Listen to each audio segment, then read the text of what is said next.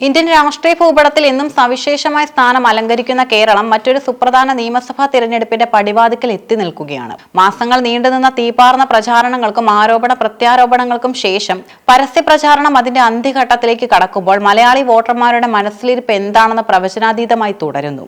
140 മണ്ഡലങ്ങളിലും പോരാട്ടം മുറുകുമ്പോൾ ഇത് കേവലം ഒരു തിരഞ്ഞെടുപ്പല്ല, മറിച്ച് കേരളത്തിന്റെ വരുംകാല രാഷ്ട്രീയ ദിശ നിർണ്ണയിക്കുന്ന വലിയൊരു പരീക്ഷണമാണ്. മുഖ്യമന്ത്രി പിണറായി വിജയന്റെ നേതൃത്വത്തിൽ ഇടതുപക്ഷ ജനാധിപത്യ മുന്നണി ഇത്തവണ ലക്ഷ്യമിടുന്നത് ഭരണ തുടർച്ചയുടെ ഒരു അത്യപൂർവ ഹാട്രിക്കാണ്. കേരളത്തിന്റെ തിരഞ്ഞെടുപ്പ് ചരിത്രത്തിൽ 5 വർഷം കൂടുമ്പോൾ ഭരണം മാറി മാറി വരുന്ന രീതി 2021 തിരുത്തി കുറിക്കാൻ LDFന് കഴിഞ്ഞിരുന്നു. ആ ആത്മവിശ്വാസത്തിലാണ് ഇത്തവണയും അവർ ജനവിധി തേടുന്നത്. വികസന തുടർച്ചയും ജനക്ഷേമ പദ്ധതികളുമാണ് LDFന്റെ പ്രധാന പ്രചാരണ ആയുധങ്ങൾ. ലൈഫ് മിഷൻ വഴി ലക്ഷക്കണക്കിന് ആളുകൾക്ക് വീട് നൽകിയത്, K-ഫോൺ പദ്ധതി, ഗതാഗത രംഗത്തെ പരിഷ്കാരങ്ങൾ, പൊതുവിദ്യാഭ്യാസ ആരോഗ്യ രംഗങ്ങളിലെ കുതിച്ചുചാട്ടം എന്നിവ അവർ വോട്ടർമാർക്ക് മുന്നിൽ നിരത്തുന്നു. ഉറപ്പാണ് വികസനം, ഉറപ്പാണ് LDF എന്ന മുദ്രാവാക്യം താഴെത്തട്ടിൽ എത്തിക്കുന്നതിൽ പാർട്ടി സംവിധാനം വലിയ വിജയം കണ്ടിട്ടുണ്ട്. ഭരണ തുടർച്ച ലക്ഷ്യമിടുമ്പോഴും ഭരണവിരുദ്ധ വികാരം LDFനെ അലട്ടുന്നുമുണ്ട്. സർക്കാരിനെതിരെയുള്ള വിവിധ അഴിമതി ആരോപണങ്ങൾ, സാമ്പത്തിക പ്രതിസന്ധി, നിത്യോപയോഗ സാധനങ്ങളുടെ വിലക്കയറ്റം എന്നിവ പ്രതിപക്ഷം വലിയ ചർച്ചയാക്കി മാറ്റി. കൂടാതെ മുഖ്യമന്ത്രിയുടെ ഓഫീസുമായി ബന്ധപ്പെട്ട് ഉയർന്ന വിവാദങ്ങളും കേന്ദ്ര ഏജൻസികളുടെ അന്വേഷണങ്ങളും പ്രചാരണ കാലത്തുടനീളം ഇടതുപക്ഷത്തെ പ്രതിരോധത്തിലാക്കേണ്ടി വന്ന ഘടകങ്ങളാണ്. എങ്കിലും കൃത്യമായ കേഡർ സംവിധാനവും ന്യൂനപക്ഷ വോട്ടുകളിലെ സ്വാധീനവും തങ്ങളെ തുണയ്ക്കുമെന്നവർ ഉറച്ചു വിശ്വസിക്കുന്നു. തുടർച്ചയായി 10 വർഷം അധികാരത്തിന് പുറത്തു നിൽക്കേണ്ടി വരുന്നത് ഒരു രാഷ്ട്രീയ മുന്നണി എന്ന നിലയിൽ UDFന് വലിയ ഭീഷണിയാണ്. അതിനാൽ തന്നെ ഇത്തവണ എന്തു വില കൊടുത്തും ഭരണം പിടിച്ചെടുക്കുക എന്നത് കോൺഗ്രസിനും ലീഗിനും മറ്റു ഘടക കക്ഷികൾക്കും നിലനിൽപ്പിന്റെ പ്രശ്നമാണ്. സംസ്ഥാനത്ത് ശക്തമായ ഭരണവിരുദ്ധ വികാരം നിലനിൽക്കുന്നുണ്ടെന്ന വിലയിരുത്തലാണ് UDF ക്യാമ്പ്. സർക്കാരിന്റെ സാമ്പത്തിക കെടുകാര്യസ്ഥതയും ജനങ്ങളെ ബാധിക്കുന്ന നികുതി വർധനവും അവർ പ്രധാന ചർച്ചാ വിഷയമാക്കി. രാഹുൽ ഗാന്ധിയുടെയും പ്രിയങ്ക ഗാന്ധിയുടെയും സാന്നിധ്യം കേരളത്തിലെ വോട്ടർമാർക്കിടയിൽ, പ്രത്യേകിച്ച് യുവജനങ്ങൾക്കിടയിൽ വലിയ തരംഗമുണ്ടാക്കുമെന്ന് അവർ കണക്കുകൂട്ടുന്നു. പ്രതിപക്ഷ നേതാവിന്റെ നേതൃത്വത്തിൽ നടന്ന പ്രചാരണ ജാഥകളും സമരങ്ങളും അണികളിൽ വലിയ ആവേശം നിറച്ചിട്ടുണ്ട്. നേതാക്കൾക്കിടയിലെ ഐക്യമില്ലായ്മയും ഗ്രൂപ്പ് പോരുകളും പലപ്പോഴും UDFനെ തളർത്താറുണ്ട്. എന്നാൽ ഇത്തവണ ഹൈക്കമാൻഡിന്റെ നേരിട്ടുള്ള മേൽനോട്ടത്തിൽ സ്ഥാനാർത്ഥി നിർണയത്തിലും പ്രചാരണത്തിലും വലിയ മാറ്റങ്ങൾ കൊണ്ടുവരാൻ അവർക്ക് സാധിച്ചു. ദക്ഷിണ കേരളത്തിലെ മലബാറിലെയും പരമ്പരാഗത വോട്ടുകൾ തിരിച്ചുപിടിക്കാൻ സാധിച്ചാൽ അധികാരം ദൂരെയല്ലെന്നാണ് കോൺഗ്രസ് വിലയിരുത്തുന്നത്. കേരളത്തിൽ ഭരണം പിടിക്കുക എന്നതിലുപരി വോട്ട് വിഹിതം വർദ്ധിപ്പിക്കുകയും നിയമസഭകൾ നിർണായക സ്വാധീനമാവുകയും ചെയ്യുക എന്നതാണ് ഭാരതീയ ജനതാ പാർട്ടി നയിക്കുന്ന ദേശീയ ജനാധിപത്യ സഖ്യത്തിന്റെ ലക്ഷ്യം. മോദി ഗ്യാരണ്ടി എന്ന മുദ്രാവാക്യം ഉയർത്തിയാണ് NDA വോട്ട് തേടുന്നത്.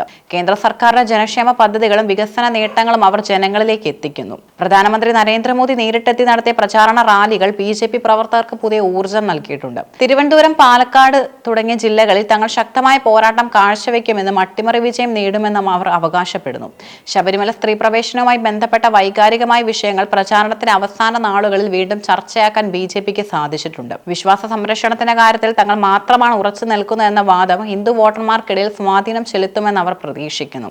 എന്നാൽ കേരളത്തിലെ പ്രബുദ്ധരായ വോട്ടർമാർ വർഗീയ രാഷ്ട്രീയത്തിന് വഴങ്ങില്ലെന്ന ഉറച്ച നിലപാടിലാണ് ഇടതും വലതും മുന്നണികൾ.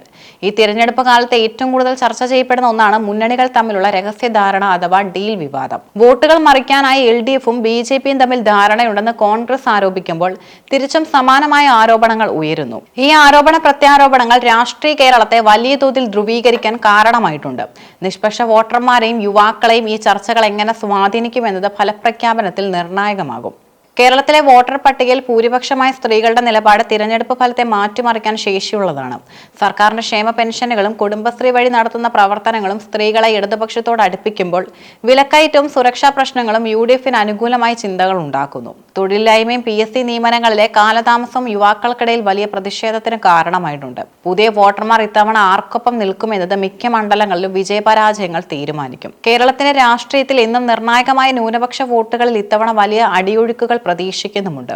കേന്ദ്രത്തിലെ രാഷ്ട്രീയ സാഹചര്യങ്ങളും കേരളത്തിലെ സർക്കാരിന്റെ നിലപാടുകളും ഈ വോട്ടുകളെ സ്വാധീനിക്കും. സുപ്രീം കോടതിയുടെ പുതിയ നീക്കങ്ങളും വിശ്വാസ സംരക്ഷണ ചർച്ചകളും ഭൂരിപക്ഷ സമുദായങ്ങൾക്കിടയിൽ വീണ്ടും സജീവമായിട്ടുണ്ട്. ഇത് വോട്ടായി മാറുമോ എന്നത് കണ്ടറിയേണ്ടതാണ്. നാളെ വൈകുന്നേരം പരസ്യ പ്രചാരണം അവസാനിക്കുന്നതോടെ മുന്നണികൾ നിശബ്ദ പ്രചാരണത്തിലേക്ക് മാറും. ഓരോ വീട്ടിലും നേരിട്ടെത്തി വോട്ട് ഉറപ്പിക്കാനുള്ള ശ്രമത്തിലാണവർ. വിമത ഭീഷണിയും സ്വതന്ത്ര സ്ഥാനാർത്ഥികളുടെ സാന്നിധ്യവും പല മണ്ഡലങ്ങളിലും മുന്നണികളെ ആശങ്കയിലാഴ്ത്തുന്നുണ്ട്. അടിയൊഴുക്കുകൾ പ്രവചിക്കാൻ കഴിയാത്ത രീതിയിൽ പലയിടത്തും ശക്തമായ മത്സരമാണ് നടക്കുന്നത്. കേരളത്തിന്റെ വികസനവും രാഷ്ട്രീയ ധാർമ്മികതയും ഒരേപോലെ പരീക്ഷിക്കപ്പെടുന്ന ഒരു തിരഞ്ഞെടുപ്പാണ് നടക്കുന്നത്. ഭരണ തുടർച്ച എന്ന ചരിത്രം ആവർത്തിക്കപ്പെടുമോ അതോ കേരളത്തിന്റെ രാഷ്ട്രീയ സ്വാഭാവികതയനുസരിച്ച് ഭരണം മാറിമറിയുമോ എന്നത് മെയ് മാസത്തിലെ ഫലപ്രഖ്യാപനം പുറത്തു വരുന്നതോടെ വ്യക്തമാകും. അതുവരെ പ്രവചനങ്ങളും വിശകലനങ്ങളുമായി രാഷ്ട്രീയ കേരളം കാത്തിരിക്കും. വോട്ടർമാർ ചിന്തിച്ച് വോട്ട് ചെയ്യുമ്പോൾ അത് കേരളത്തിന്റെ വരുംകാല പുരോഗതിക്ക് വേണ്ടിയുള്ളതാകുമെന്ന് നമുക്ക് പ്രതീക്ഷിക്കാം.